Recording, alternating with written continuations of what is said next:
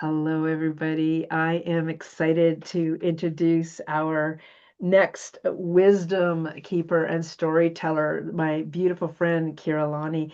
I hope that if you haven't seen it, you get to go and watch the interview that her and I and Madeline Sklar did together. It's really impactful, and it is what I spoke about when I was talking about the yoke and the water buckets this morning, and how you guys are all these beautiful flowers, and that's what the All About Woo Summit is all about.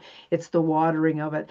And Kira and Madeline facilitated that coming through, and so I just wanted to bring that attention back around to you two for that, and thank you. I really appreciate that. Kira is a magnificent soul. I have known her for quite some time, and we actually have had the opportunity to physically meet in person, and that was a comical story, which is told in that interview that the three of us have. I want to expand a little bit on that and tell you a little bit more about her, though.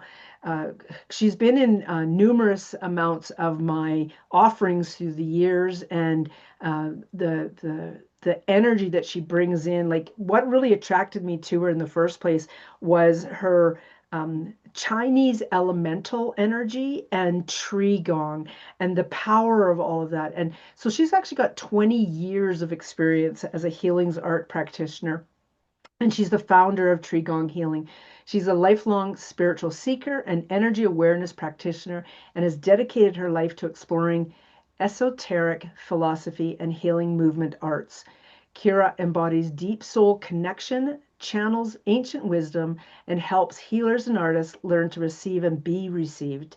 She unites us through a word I can't pronounce, mycelial, thank you, networks of the trees, ley lines, and grids around the world to awaken our legacy through deep earth medicine and living water. And I just want you guys all to take that in for a moment and to really feel into the energy of the tree roots and how we are literally all connected, and that beautiful yoke with the water bucket that's dripping on you, and all that Kira is holding for us in this space too. She brings in a very, very important and very profound topic because of her own life experiences.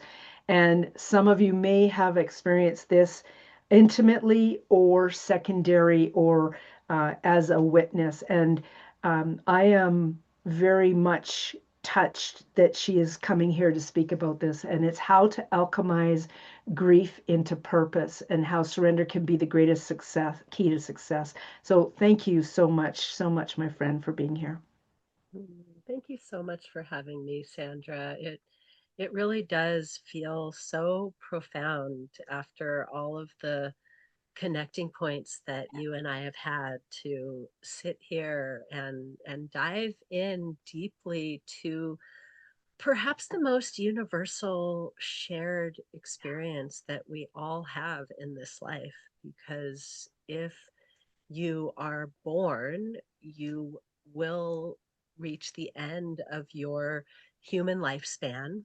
And some of us walk more closely with grief than others. And yet I know that each and every human has been touched in some way by loss of a loved one, loss of a relationship, sometimes through our life experiences, we even lose touch with parts of ourselves. Mm. And I feel like that's why it's so important to come into the space of what am I experiencing through my journey with loss? Yeah. Boom. Yeah. Now, I have a quick kind of nonsensical question. Would you like me to stay here in this space or give you the floor entirely? Hmm. Yeah, it's funny because we didn't talk about We the didn't. format of how you're doing this. And so how do you feel, Sandra? No, I this is feel this is yours. If you like, this is mine. yeah. Hmm.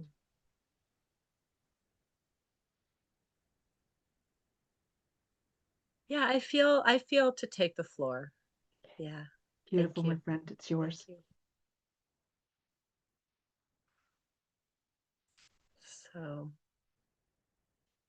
uh, so I'm just taking a moment as I arrive here with all of you to just tune in intuitively, energetically to who has been gathered here and what is most needed that can come through my vessel in service to all of you. So Sandra talked earlier before we came on the recording about notes, and I am coming to you completely as a channel of wisdom today in the with the intention that whatever I share from my experience will touch you where you are in your life experience and give you some message that you particularly need in this time. And so who am I to talk about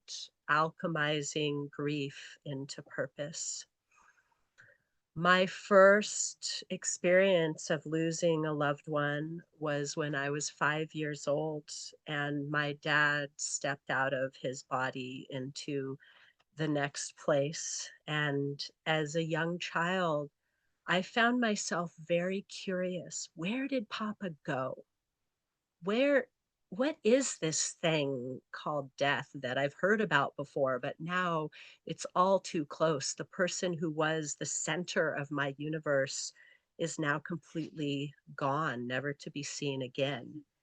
And this is when I went first decided, because I'd been exposed as a young child to the practice of meditation, to sit. I wanted, and my whole purpose of my first meditation at 5 years old is, where did Papa go? And I found myself in a beautiful garden with a tower of light. I walked up this tower and I found a man all dressed in white with long flowing white beard, just glowing, a being of light who offered me a big hug and let me know wordlessly that I'm okay, Papa's okay, and there is something more. As a young child, that's all I could completely grok. And so my entire life, as I know it, has been a process of walking with grief. First, acceptance. I came to acceptance first. They say there are stages of grief, and I don't believe they're in any particular order, because with my father, it was acceptance first. And then later, it was betrayal, anger, sadness. And then I finally came full circle in my 30s to forgiveness. And then ultimately, when I thought forgiveness was the ultimate place to come to with this relationship, I discovered another layer of gratitude where I got to really be grateful for not just the fact of my life because of this man who I, like I said, was my all and then disappeared all too suddenly, but for all of what I had to go through because of his decision that led to me growing as a fatherless child. I get to be grateful for this because I choose to be present with myself through it.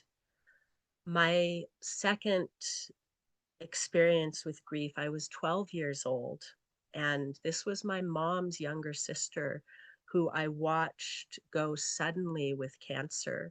It took her into a place where she couldn't breathe, and then she was gone. And I watched my grandmother clinging to my mother and crying because her second born daughter was gone and there was nothing she could do. And when my grandmother left when I was 19, I realized that I couldn't cry because death no longer touched me in that way. And I wondered why. And so I went into a new inquiry as a young woman around that. Has my experience as a child with death deadened me inside somehow? And how do I feel again? How do I trust again? How do I believe that there's something worthwhile in this life? As a young person, I really fully believed, and I don't really think I'm so wrong, that life was all here to make us ready for death, to be at peace with death. And there's a lot more to it than that. And that's been a big part of my journey to be like, how do I live fully and be fully engaged with the pain as much as the pleasure of life?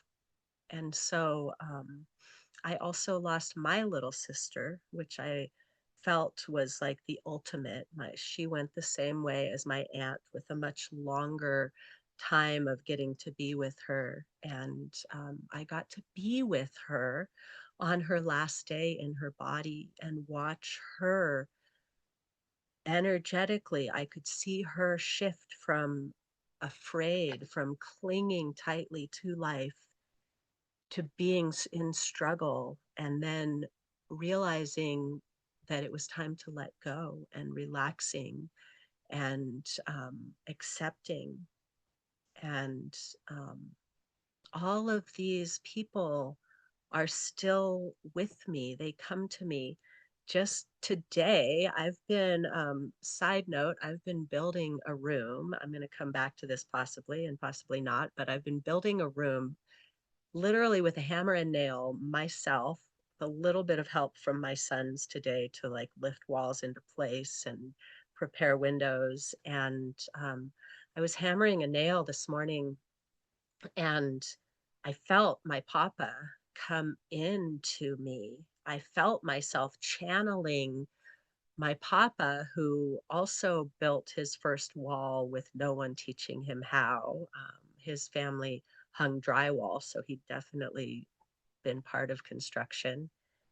And I'm also channeling my son. My most recent loss is my second born son, and I'm just a year and a half or so from this advent, and I found him. I had an intuition that I didn't recognize as such the night before. And it kept me from him for an entire day before I came to where I got to find him already gone from his body. And I am so grateful. That sounds like the worst experience possible, and it is. And I'm so grateful because I didn't receive a phone call. I got to spend the last 2 years of his life closely connected with him and getting to know him in a new way. And so my son, Gavin, walks with me in a very unique way as a result, because he and I were walking together at the end of his life. And it's so empowering to feel that.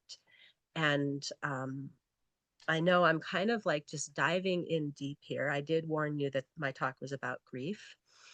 And I'm also told you it was about alchemizing grief. So now you know who I am to talk about this. And this most recent experience, my entire life's journey, as Sandra said, of gathering tools of esoteric philosophy, of self healing movement arts, this has all been an advent of walking with death. And so this last year, meaning the year of 2024, that started with so much hope and promise, and and then my hope and promise, my faith was completely shattered in February of 2024. I chose to be with myself in a way that, even with all of my experience, I had not before, because I could feel in losing a child a physical womb grieving that I did not experience with any of those other losses that I told you of. Each one of them offered a unique flavor. My sister leaving offered me an opportunity to passionately live on her behalf, to bring through my creativity in a way that I wasn't before because she and I shared writing and art as a gift. Losing my son invited me into a deeper presence with who am I truly? Who is this being who has grown and birthed four adult humans into this world and still has not fully birthed herself into feeling fully embodied in her full purpose? And so I allowed myself to be in that womb grieving and to be present and to come back into life as life called me.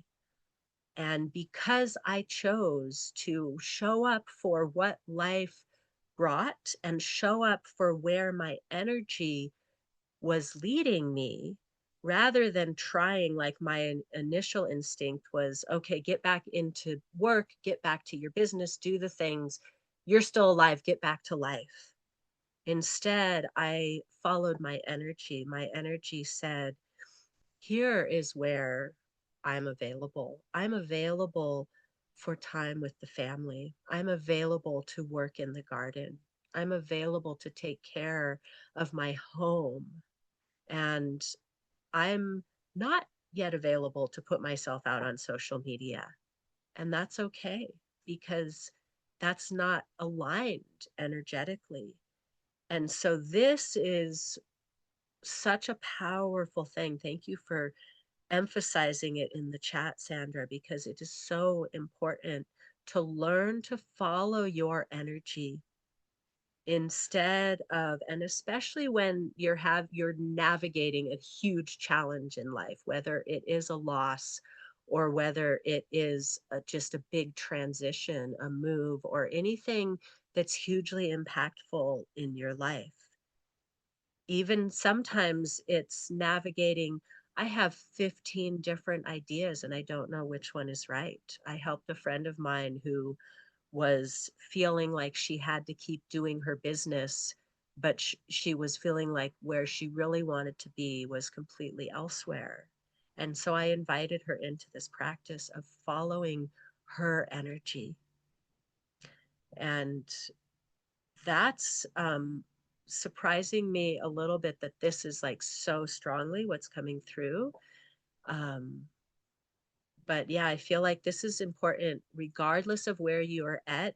If you're in a current grief journey, if you have old grief to process, if you just have overwhelm of life because maybe you're wearing several hats, a parent, a daughter, a business owner, or all the different hats that we wear in life. I mean, I know I wear all of them myself and I love it. I love doing all the things. And I've found myself in overwhelm because I'll have 15 projects going at once. And so I have developed a new practice of really, and this is really through my dedication to give myself the time I need to be ready to re engage with life. And so writing came back to me before social media posting came back to me. And um, I'm continuing with this because I believe that faith is an important piece of being a human in this life, being able to trust that I'm here for a reason. Faith, the word faith can trigger people in a lot of ways because it's thrown around as follow this narrow pathway that I'm putting in front of you. And I'm not inviting you into that kind of faith. I'm not inviting you into the kind of faith that says, listen to your priest because your priest knows what's better for you in your life. I'm inviting you into the kind of faith of listening to your body, your energy, your heart mind, and following where your energy is leading you, and trusting that that wisdom that you carry inside of you is a true connection to that something greater, that whatever your relationship with spirit is, that you can trust that your inner guidance is true. And that's really my work in the world, is to bring you into a deeper connection with your true calling, whatever that is for you. And so I'm feeling inspired to bring through a few practices, because like I said, that's really what my biggest way of channeling is, through breath and movement, and really tuning into how do we bring these things in. Maybe you like to do meditations, and whether they're guided meditations or silent meditations, or you like to do your exercise plan or your yoga or your qigong tai chi. And do you ever find that you go into these beautiful spaces in your practice, and then you go back to your mundane life and you're like, why isn't anything changing? What I would like to invite you into is a way of connecting to that space that you can be guided into through the meditations in such a way that it's always with you. Some of my most powerful meditations are when I'm doing dishes or driving. And no, I'm not driving with my eyes closed. That's what everyone says when I say I do driving meditation. That's not what I mean. But when you are in a space where all you have all of your focus on a certain task, there's this other part of you available to go into an introspection in a way that sometimes isn't available in just a silent meditation. And so, because we're talking about grief, and Sandra shared that I'm very much an elemental healer. And when she was first drawn into me, I was leading largely with the five elements of Chinese medicine. However, my first modality is yoga. My first exploration of philosophy is the Vedic philosophy. And the Vedic five element theory is the Western five element theory that we also learn about if we do pagan traditions. And one of my Tai Chi Qigong colleagues challenged me with, you cannot bring these two together, Keira. That it just doesn't work. People have tried, and it doesn't work. And so I kind of had this little niggling challenge, and I'm not even really in touch with this person anymore, but someday I'm going to tell him, well, look, I did it, and this is why nobody else could, because you're trying to make them match up into a five element theory where this one's the same as that and this one's the same as that. But no, the reality is there are seven basic elements. Of course, there are many more elements to our fabric of reality, but there are actually seven basic elements. And so the way that I've started working with the elements is that we have seven chakras as well. And both of the five element theories share three. They share the earth, the fire, and the water. And so, can you think about how much the earth element, the earth, is connecting us to our home, to the essence of being in a physical body? And the fire is the way that we are able to cook food and create civilizations. They say the discovery of the ability to make fire is what turned us into humans as we know ourselves now. And of course, water is life. Water is the primary physical nutrient, secondary only to the air that we breathe.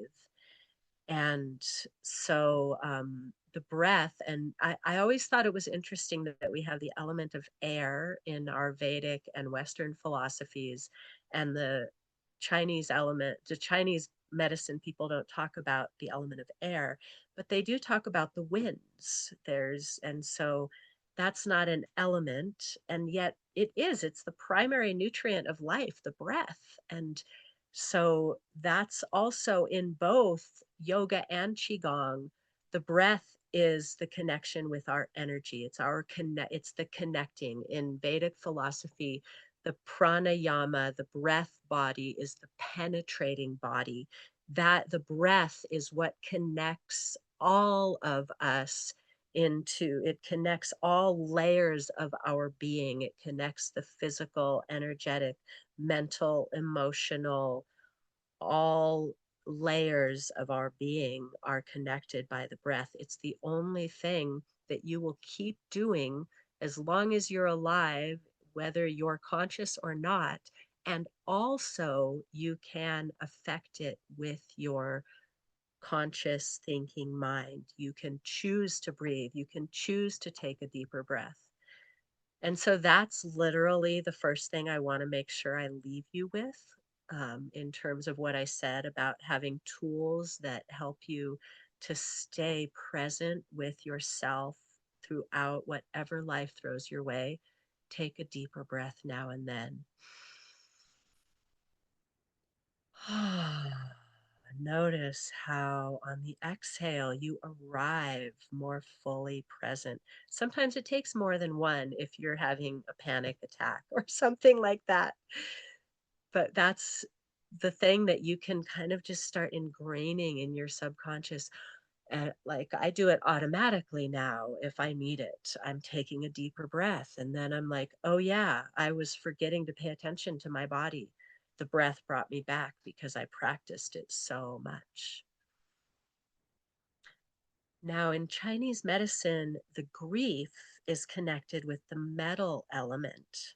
And the metal element is the ore that's inside of the earth, the stones and crystals and rocks.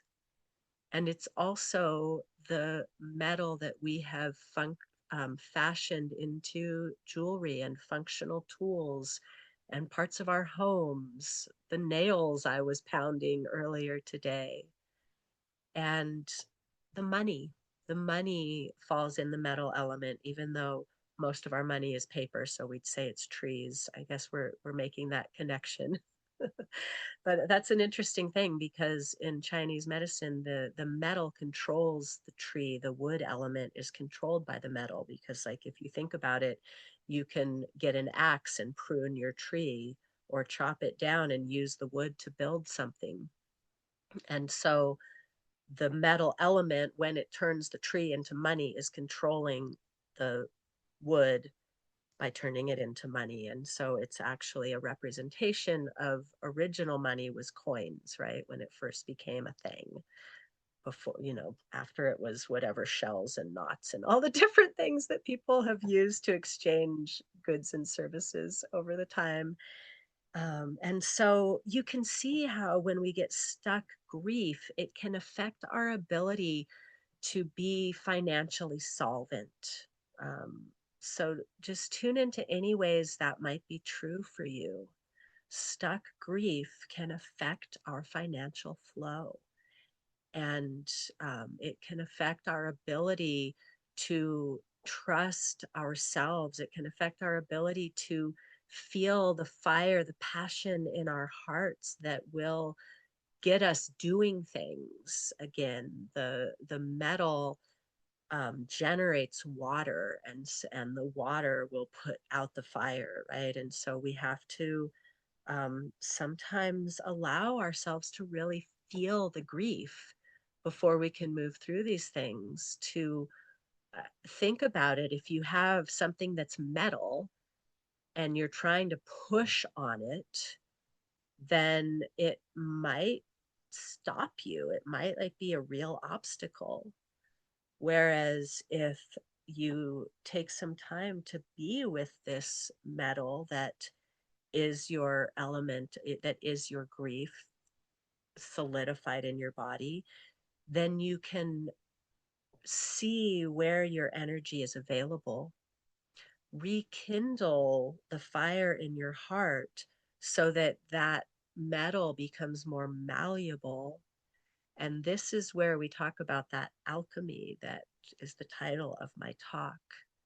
Um, in the most basic form of alchemy is to take fire underwater and make steam. And this is what we do every day if we make coffee or tea in the morning. We put fire underwater and it bubbles up and creates the magic of a delicious beverage in our cups.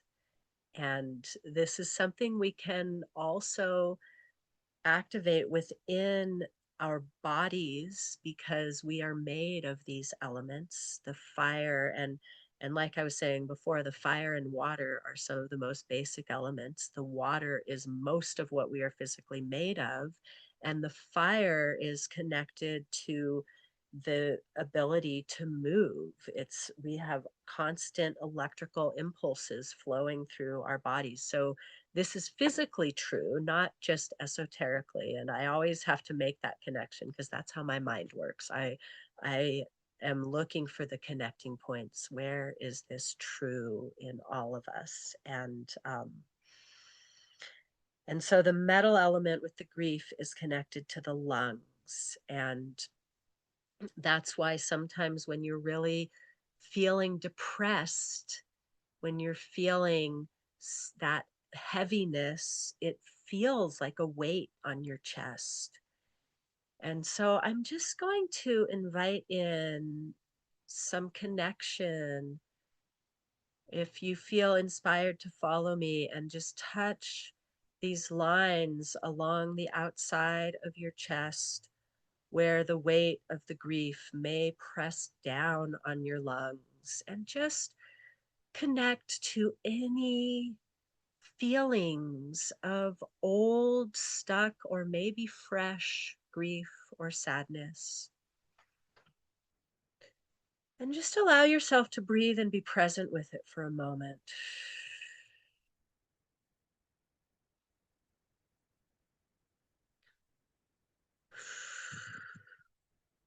And this sound of shh is actually the sound of that resonates with the metal element in the lung meridian.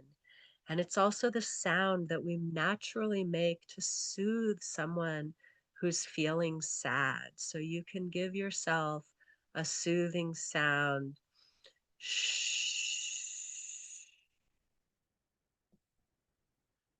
And then we're going to take this into an expansion of this energy. Bring your hands in front of you at the height of your chest with the thumb and first finger together. And then the inhale, it's like pulling a thread apart, opening the chest forward as the hands go back. And with the exhale, the palms up as the hands come forward. The chest moves back. Inhale.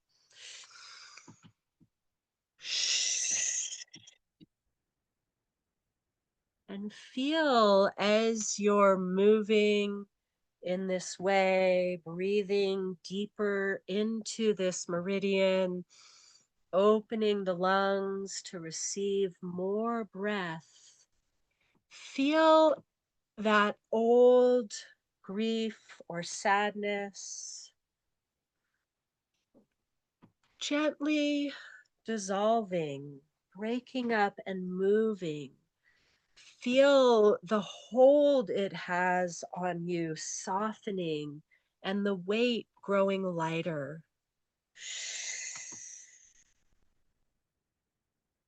Feel the space in your heart is opening up so that you can rekindle your will to live, rekindle your passion for life, rekindle the work that you have in the world.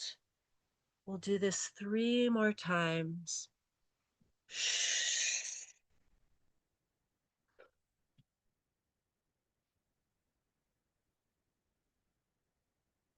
And then with the next inhale, we'll come to center and hold for a minute, expanding sideways the space under the armpits. And as you exhale, exhale softly and slowly through pursed lips, and see that weight rising off of you as you welcome in fresh energy of life. Because as I realized, I have a lot of life left, and it feels really good to be fully present with life.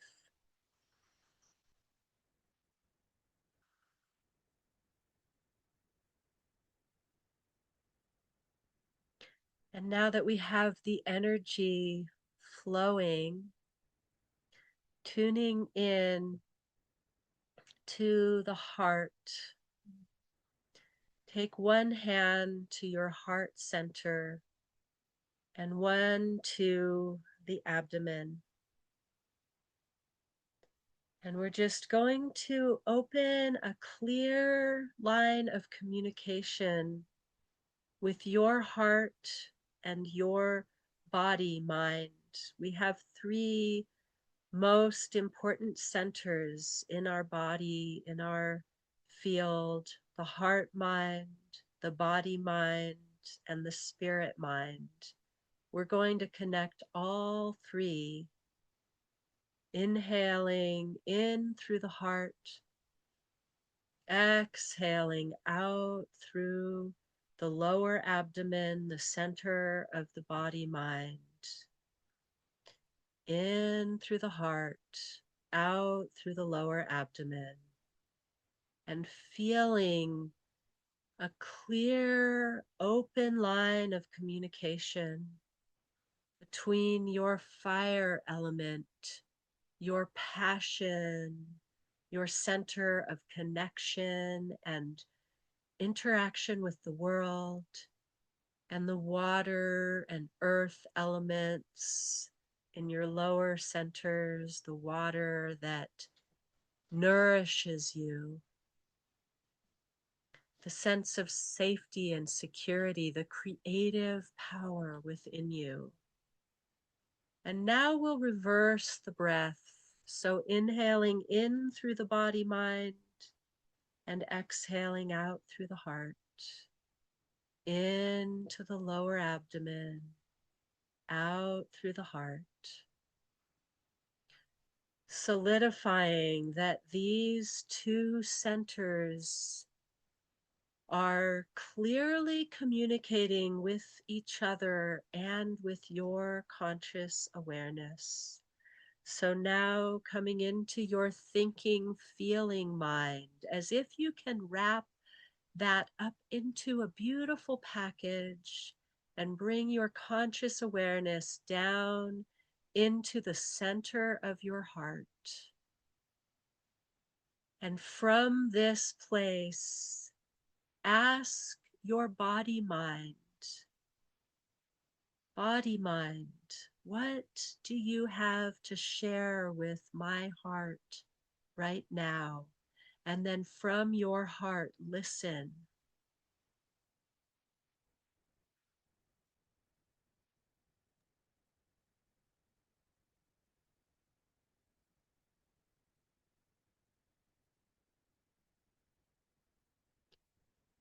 Thanking your body for that important communication.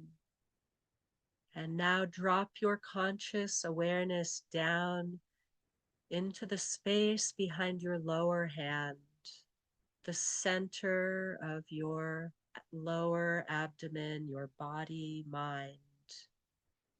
And from here, ask your heart, what do you have to share with me, your body, at this time? and then listen.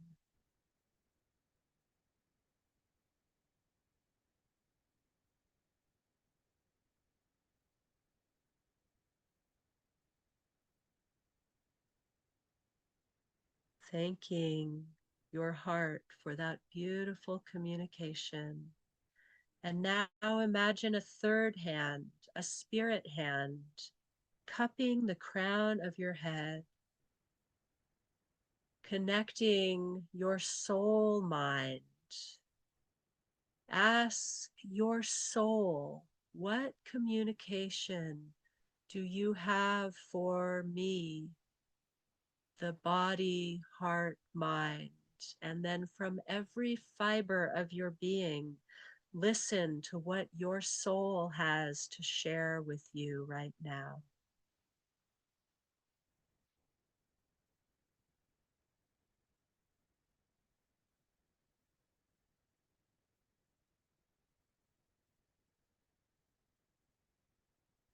Thanking your soul for that communication. Now take your arms wide to the sides and reach high overhead, welcoming all of you, unifying in one purpose as you come back into the room, bringing that energy down through the midline. And if there's anything that you would like to share from that experience, feel free. And I really invite, if there's one thing that you can take from my presentation today, connect to your inner wisdom, follow your energy, and trust that the guidance is true and the path will open up for you as you take the next step and the next step and the next step. Thank you so much for spending this time. And I want to come in for a moment as we close, as we're arriving back into the room, into the awareness that emotions hold energy. Just like I was saying earlier, now I don't remember if I said this on the recording, so just in case it was before the recording, when you feel nervous, when you feel excitement, and even when you feel anger, frustration, rage, sadness, these emotions hold energy that you can utilize towards your purpose. When you choose to fully be present and feel that emotion. And so I'm feeling called to really just channel in these last few moments that we have together, what emotion wants to be alchemized right now for you, and taking away the idea that we only alchemize emotions that we hold negative connotations to. We actually want to also alchemize the joy and the love, because all emotions, not just grief, I'm not just alchemizing grief into purpose, I'm alchemizing all of my emotions into purpose. So I would love for those of you who are here with me live, and I realized I can't actually really see the um, chat. Oh no, I can see it. Never mind. If you're here with us live, I'd love if you just can take a moment to drop in. And I know we went through that process, and so probably the emotion that's showing up now is completely different than what you arrived with. But just take a moment right now and drop a word in the chat of what emotion is most present for you right now that you could alchemize. um, Togetherness. Ooh, what an amazing way to feel. And so, yeah, I'm feeling when we're actually feeling togetherness and humor. Oh, I love that we're feeling humor, and um, and I'm really feeling like it, because I just got the first two, togetherness and humor, and I'm feeling this amazing feeling of when I have a feeling of unification, of being together in one purpose, and I can bring laughter through that. I know I'm making a difference. I know that this is making a difference in the world. Fear to wonderment. Oh my gosh, Kitty, that is so powerful.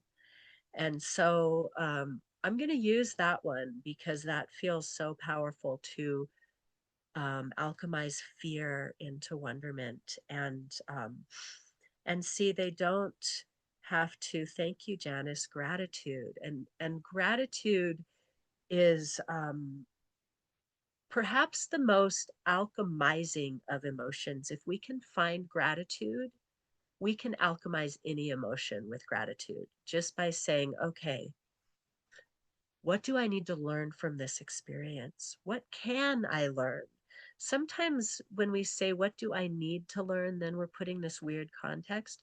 What can I learn from this experience? Fear, wonderment, awe. I feel like wonderment and awe are very similar. Yes, I agree with that. And so I feel like fear for me is in my gut, and sometimes we need to follow our fear. There's so much of don't live in fear, be brave. Sometimes fear is important. Sometimes fear is coming in to guide us, and we need to turn away from a danger or towards a help. And so to acknowledge that for the first step for me, if I have fear, is to ask that fear, where are you coming from? Are you coming from a real danger, or are you coming from a pattern that I get to shift right now to really step into that feeling of wonderment? Because I've many times found that I'm feeling afraid because I'm about to do something I've never done before, and I don't know if I can do it. And then I do it and I'm like, "Oh my gosh, I could do that." Just like building a wall. I was very nervous about building a wall. I was like, I don't know if I'm strong enough to swing a hammer at 52. I haven't done that in a long time. And then when I heard that nail singing and I saw it going in, I'm just like, whoo. And so I was really feeling to tune in. So we all, I think, have felt both the fear that we are feeling because we are facing something dangerous and we need to be careful. Fear is a very important guide to pay attention to. Like I needed to be very careful and measure 3 times before I cut, and not just willy-nilly say, I don't know why I'm afraid to build a house. I could do it, of course. Which is my tendency to jump into things without thinking. And so to really tune into that, like the reason that fear can alchemize into wonder is because it slows us down and we pay attention to the details. And then we take a step and another step and another step, and we realize that perhaps what we're afraid of isn't really the actual challenge, but because the fear slowed us down, we faced the real challenge with skill and presence, or at least presence if we're still learning the skill, right? The more that we can be present and get really skilled with acknowledging the emotions and letting ourselves fully feel them before we push them away, the more we can really utilize them. So, um, there, for me, grief also is a powerful catalyst, not just for purpose, but for creativity in general, for art. for so many beautiful heartbreak songs are out there, right? And if we don't, oh, it must be time for you to come back, Sandra.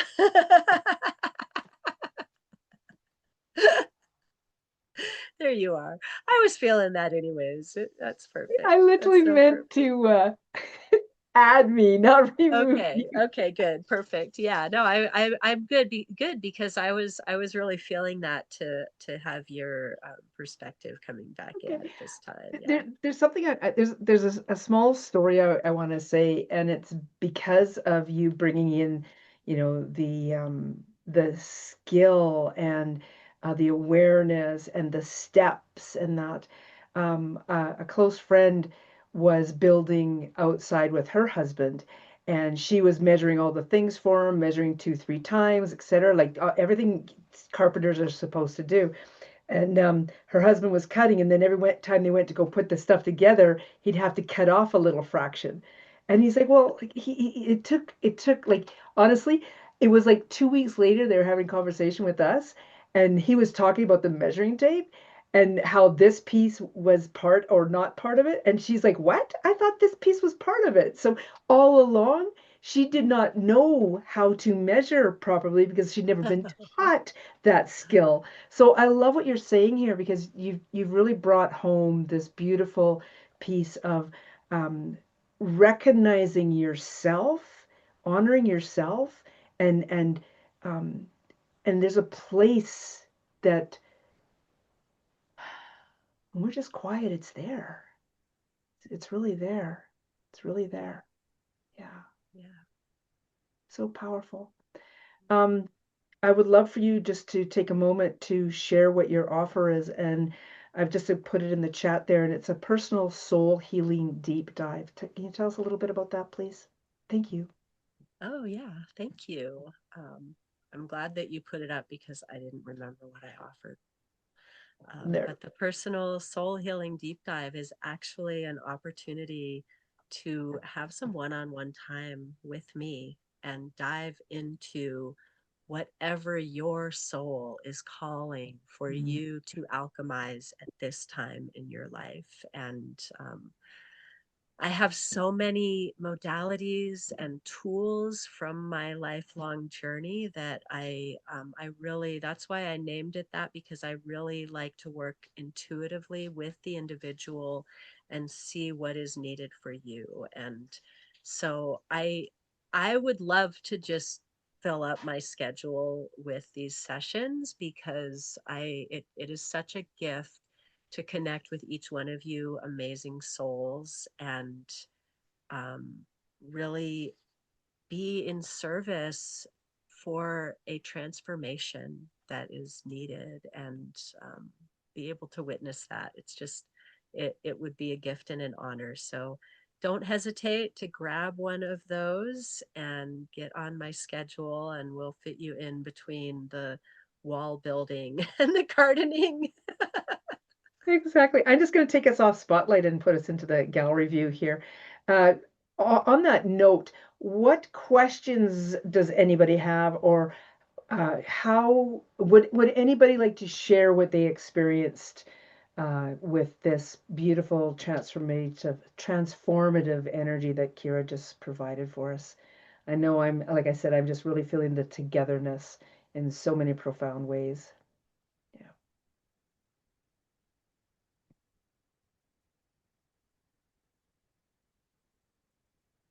Go ahead, Kitty. It's and I came late to it. It's been a day. I just love the idea of really thinking about what alchemy is, and that any emotion has an ability to tap the energy, um, and to look at things with different patterns.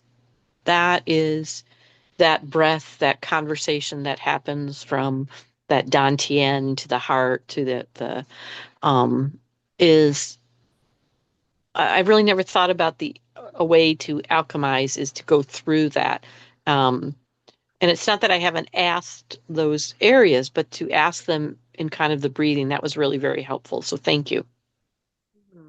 Thank you for sharing that, Kitty. Yeah, I appreciate that feedback. Anybody else have anything they want to share or question?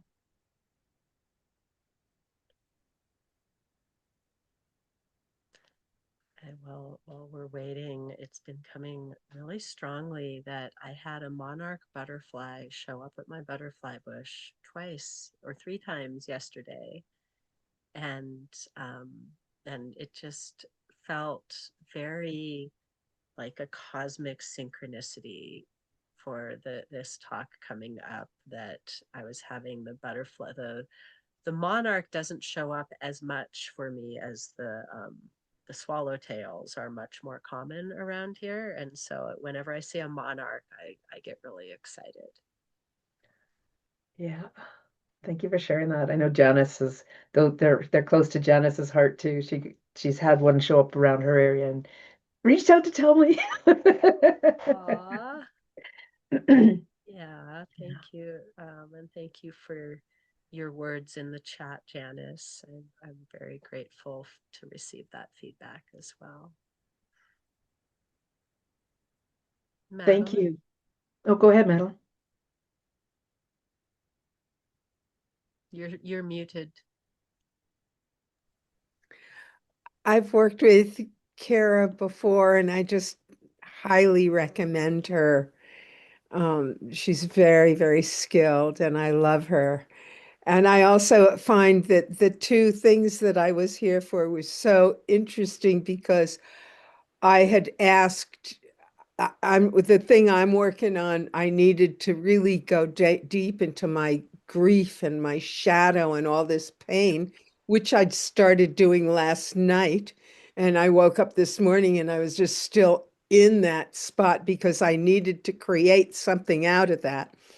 But I had to kind of feel it first and be really conscious in order to create what I wanted to create. And then between what Al did and what Kara was doing, that's why I put humor, because I found myself sort of going from this deep grief, place that goes way back all my life, kind of things, to reaching out and embracing and trans and alchemizing, and then seeing how it was, because at the same time as I was experiencing all of that, part of me was very conscious that I had chosen that, and that it was very amusing to have chosen to be in so much pain just so that I could alchemize it again.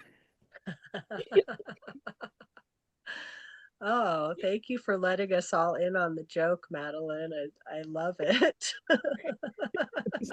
We've been there. We that moment we recognize we asked for whatever it is that we just received. Yeah. Yeah, right? Usually I don't ask so consciously for it. Then it just hits me like a ton of bricks. And Yeah. Right? Oh, I know. I spent so many years praying for strength and then wondering why my life was so hard.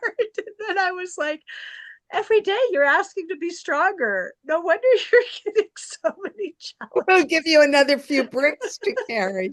right? Exactly. Exactly. Well, I really appreciate the space that you created for us, Kira. I believe that it was a beautiful um,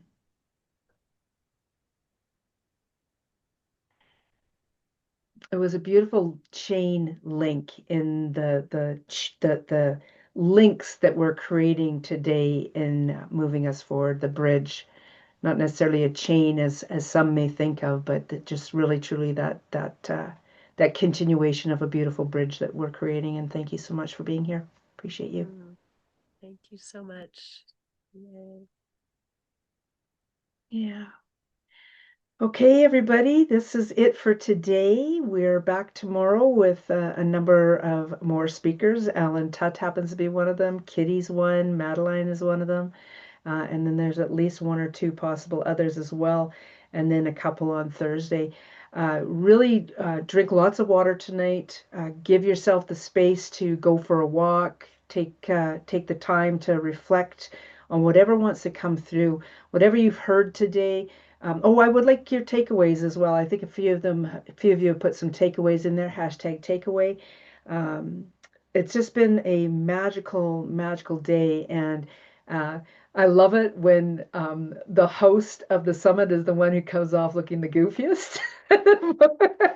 So, and I love that you said, Kiara, that to be able to laugh at yourself is a marvelous place to be in, because at least it was a nice icebreaker, and it really helped to prove the point of what we are doing here, and that when we do step into something like our life purposes, people talk often about what is my life purpose. Well, the things that you're living in life is your purpose, and how you go through them and the lessons you learn and how you turn those around to bring them fully and onto the table and bare your soul and share them with others so that they can learn from them.